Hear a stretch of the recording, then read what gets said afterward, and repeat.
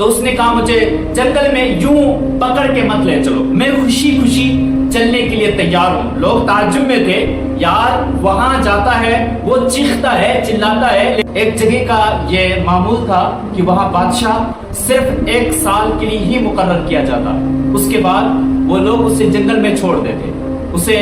شیر چیتے اپنا نوالا بنا لیتے، اسے کھا جاتے، اور وہ لوگ اسی جنگل کے ساحل پر بیٹھ کر آنے والے کا انتظار کرتے، جو سب سے پہلے اس جنگل کے پاس سے گزرتا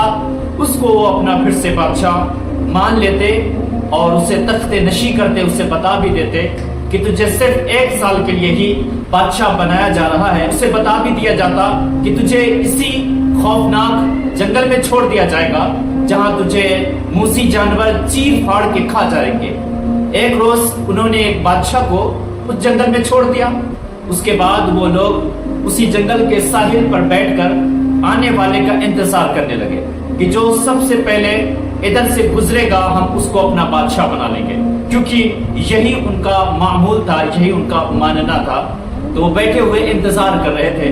دیکھا ایک تاجر اس راستے سے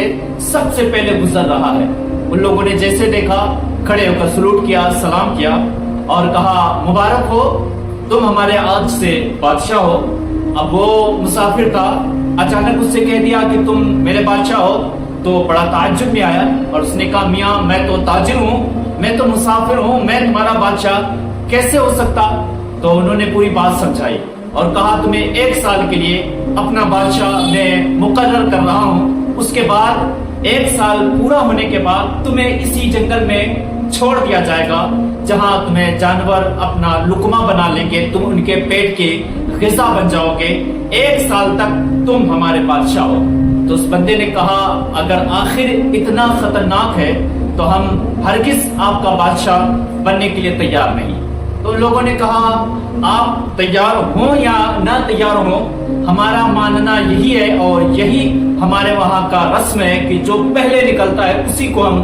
بادشاہ بناتے ہیں، لہٰذا تم سب سے پہلے نکلنے والے ہو اور تم کو ہم بادشاہ بناتے ہیں۔ اگر اچھے سے بنو گے تب بھی بنائیں گے، اور اگر ہمیں مجبور کرو گے پھر بھی تمہیں ہی بادشاہ بننا پڑے گا۔ تو اس نے پھر چالاکی دکھائی اور کہا اچھا یہ بتاؤ 1 سال ہم تمہارے بادشاہ رہیں گے تو 1 سال کے بعد تم مجھے اسی جنگل میں چھوڑ دو گے جو مجھے جانور کھا جائیں گے، لیکن ایک بات بتاؤ کیا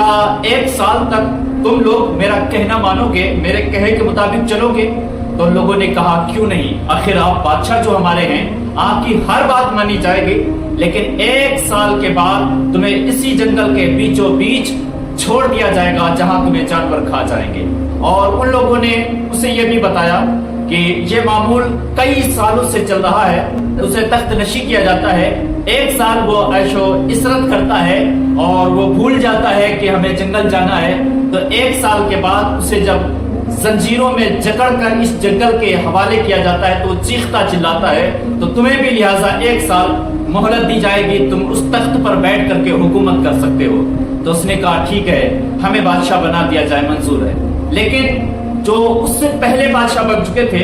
وہ اس تخت پر جا کر کے بھول جاتے تھے کہ ہمیں آخر ان جانوروں کے حوالے کیا جائے گا جن کو رحم نہیں، جن کو ترس نہیں آتا، جو ہمیں کھا جائیں گے۔ تو 1 سال تک وہ منمانی زندگی گزر بسر کرتے تھے اس تخت پر، اور 1 سال کے بعد جب ان کے ہاتھ اور پیر زنجیروں سے باندھے جاتے تو وہ شور کرتے، چلاتے اور کہتے مجھے جنگل کے حوالے نہ کرو، لیکن وہ لوگ بغیر کسی رحم دکھائے اس کو جنگل کے دوسرے کنارے چھوڑ دیا کرتے تھے۔ اب یہ شخص وہاں بیٹھا تو اب اس کی آنکھوں کی نیند اڑ چکی تھی کہ 1 سال آنکھ جھپکتے ہی ختم ہو جائے گا اور مجھے جنگل کے حوالے کیا جائے گا، مجھے جانور چیر پھاڑ کے کھا جائیں گے۔ یہ جیسے بیٹھا تو پہلا فرمان اس نے جاری کیا کہ ایک لشکر تیار کیا جائے جو اس جنگل کو کاٹ کے صاف کر دے۔ تو ایک لشکر گیا، اس جنگل کو کاٹ کے صاف کیا۔ پھر اس نے دوسرے لشکر کو بھیجا اور کہا وہاں میٹھے پانی کنویں کا انتظام کیا جائے۔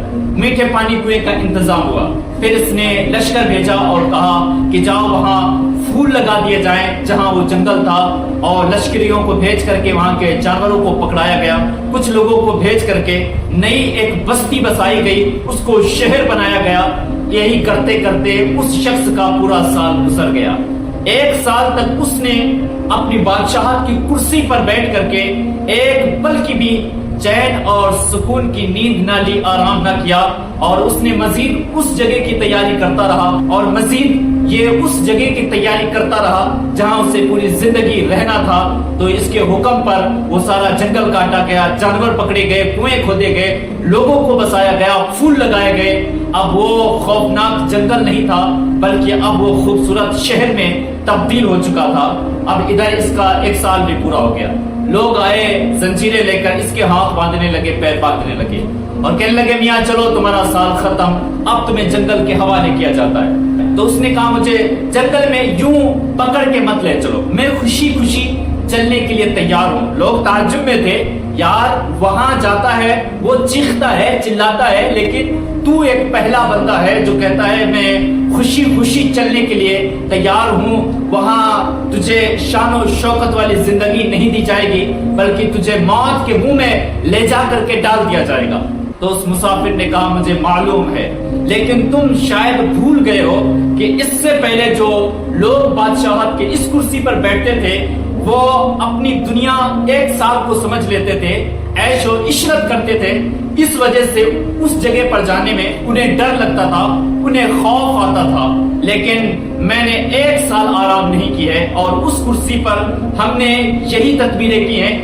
اور کہا اور ہم اس تخت پر بیٹھ کر کے اپنی نیند کو، اپنے سکون کو اجاڑ کر کے بس اس جگہ کے بارے میں سوچتا رہا۔ تو لوگوں مجھے وہاں لے چلو، لیکن زنجیروں سے باندھ کر نہیں، کیونکہ وہاں اب کوئی موسی جانور نہیں، کوئی چیر پھاڑ کرنے والے جانور نہیں، بلکہ وہاں پر ایک شہر بن چکا ہے جسے میں نے لشکر بھیج بھیج کر کے ایک خوبصورت شہر بنا دیا ہے۔ وہاں اب مجھے خوف نہیں، وہاں جانے میں مجھے ڈر نہیں، کیونکہ وہاں اپنے لشکر بھیج بھیج کر ایک خوبصورت شہر بنا دیا ہے۔ تو میں اس جگہ اب خوشی خوشی چلنے کے لیے تیار ہوں۔ اسی طرح جو مومن ہوتا ہے وہ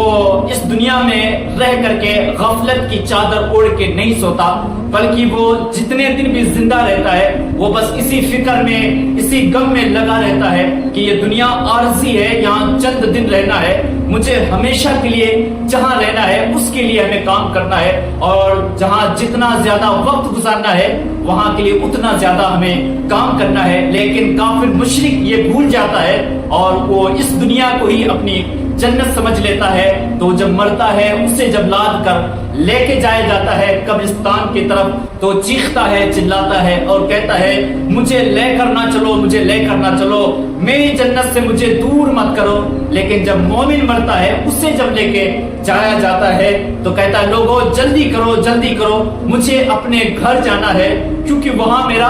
انتظار ہو رہا ہے۔ وہاں ہم نے اپنے نماز اور نیک اعمال صالح لشکر بھیج بھیج کر ہم نے قبر کے کیڑے مکوڑے، قبر کے اندھیرے کو ختم کر دیا ہے۔ اب وہاں جانے میں مجھے کوئی ڈر نہیں لگتا، مجھے کوئی خوف نہیں۔ وہ کیا کسی نے خوب کہا، کون کہتا ہے کہ مومن مر گیا، وہ تو قید سے چھوٹا اور اپنے گھر گیا۔ آج بھی وقت ہے، اپنے ہاتھوں کو بلند کریں، اللہ اٹھے ہوئے ہاتھوں کی لاج رکھتا ہے اور وہ ہماری بخشش ضرور فرما دے گا۔ ایک بار ہم اس رب کی دہلیز پر جھک کر دیکھیں، کتنا لطف اور کتنا مزہ آتا ہے۔